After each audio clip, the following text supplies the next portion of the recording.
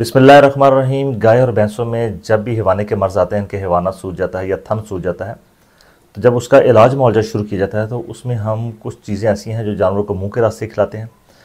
कुछ अद्वियात ऐसी हैं कि जो हम जानवरों को इंजेक्शन के टीकों की शक्ल में लगाते हैं। सबसे पहला जो काम होता है वो ये है कि हैवाना अगर सूज गया, बहुत ज़्यादा थन बहुत ज़्यादा सूज गई हैं, तो जितनी जल्दी हो सके उसकी सूजन जो है उसको हमने ख़त्म करना है। आज आपके साथ YouTube पर पहली मरतबा जो है वो आपके साथ नुस्खा शेयर करेंगे क्योलिन पोल्टिस का, कि आपने 5-6 चीज़ें ऐसी मिक्स करके लेप बनाना है जो कि आपने जानवर के हैवाने पर, चाहे वो गाय का हैवाना है, चाहे वो बकरी का हैवाना है या थन है, उसके ऊपर आपने वो लेप लगाना है। लेप किस तरह लगाना है, दिन में कितनी मरतबा लगाना है, ये आपके साथ भी शेयर करते हैं। सबसे पहले जो नुस्खा है वो नोट फरमा लीजिए। नुस्खा बहुत आसान है, आपके इर्द गिर्द मौजूद है, सिर्फ ये है कि अभी तक ये पाइपलाइन में नहीं आया था, आपके साथ शेयर नहीं हुआ। तो चलते हैं अपने नुस्खे की तरफ। आप देख रहे हैं लाइफस्टाइल हेल्थ चैनल और मैं हूं डॉक्टर आरिफ। नए साथी जो इस चैनल पर, उनसे रिक्वेस्ट है कि चैनल को सब्सक्राइब कर लें, वीडियो उनको नफ़ा दे, अच्छी लगे तो दूसरे साथियों को इसको ज़रूर शेयर कीजिए। नुस्खे में सबसे पहले आप इस्तेमाल करेंगे क्योलिन। क्योलिन पाउडर जो है ये आसानी के साथ वेटरनरी मेडिकल स्टोर है, वहाँ से ये मिल जाता है। ये एक चट्टानी चिकनी मिट्टी मिनरलाइज्ड होती है, बड़ी आसानी के साथ ये मिल जाती है। इसके बेशुमार फंक्शन है, पहले भी एक वीडियो इस पर मैं बना चुका हूँ लास्ट टाइम। आज का जो नुस्खा है जिसमें आपने ये लेप बनाना है, इसमें आपने इस्तेमाल करना है क्योलिन। क्योलिन पाउडर जो है ये आप लेंगे 500 ग्राम। ग्लिसरीन आपने लेनी है 250 ग्राम। क्योलिन का काम यह है कि ये एक तो सोजिश को ख़त्म करती है और हैवाने की जो गर्मी है, जो कि हैवाना गर्म है बहुत ज़्यादा सूजन की वजह से, उसको ख़त्म करना, और दूसरा जो ख़तरनाक किस्म के जरासीमों की वजह से जो टॉक्सिन पैदा होता है हैवाने के अंदर, उसको भी उसने बाहर खींचना है, उसका भी काफ़ी सारा इसमें सिलसिला है। दूसरा, हैवाना अगर पत्थर की तरह सख्त हो जाता है तो क्योलिन का जो पोल्टिस अभी आप बनाएंगे, जो लेप आप बनाएंगे, इसको आप लगाते हैं तो इससे बहुत ज़्यादा आसानी हो जाती है। तीसरी चीज़ जो इसमें आपने लेनी है वो आपने लेनी है मैग्नीशियम सल्फेट। इसको हम सॉल्ट भी कहते हैं, एप्सम सॉल्ट भी कहते हैं।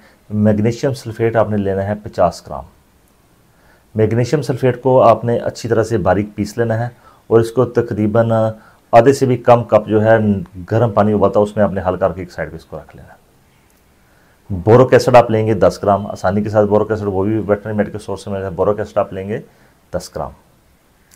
इसके साथ हल्दी लेंगे आप 50 ग्राम।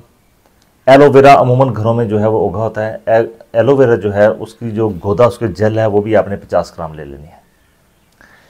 अब इसको बनाने का तरीकाकार क्या है, जो आपने ली है इसमें क्योलिन पाउडर को आपने एक बर्तन में डाल लेना है। ग्लिसरीन जो है 250 ग्राम वो भी इसी में डालनी है। ग्लिसरीन जो है वो 1 ग्रामों में मिलती है, ये आपने 50 ग्राम इसमें डाल लेनी है।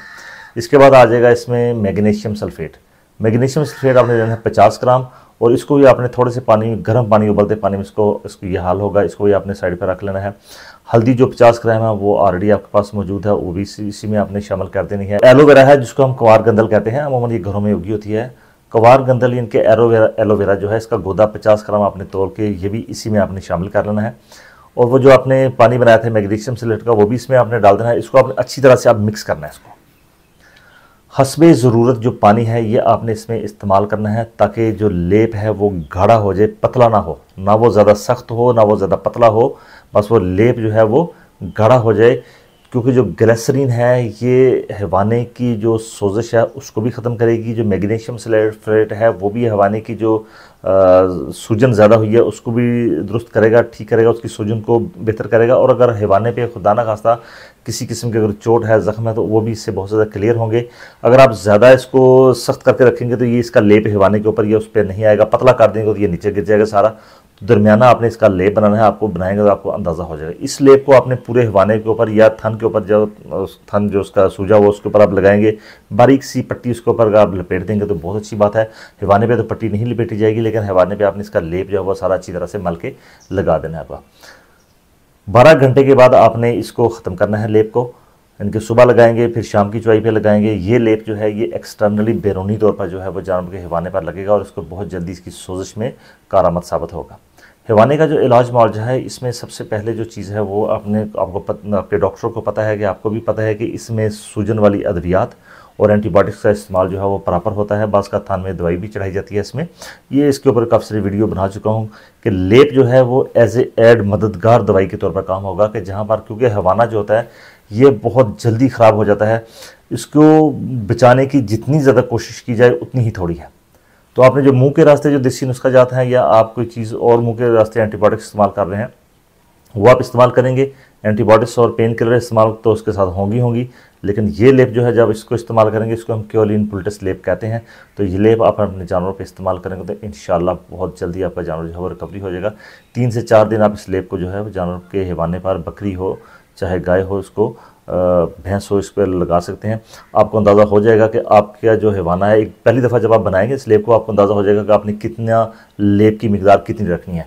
तो कोशिश कीजिए कि हर मरतबा जो लेप जो है वो फ्रेश और ताज़ा ही बनाया जाए। एक दफ़ा का बनाया लेप जो है वो एक दिन निकाल देगा, सुबह शाम आप लगा सकते हैं, अगले दिन फिर आपने नया लेप जो है वो आपने बनाना है।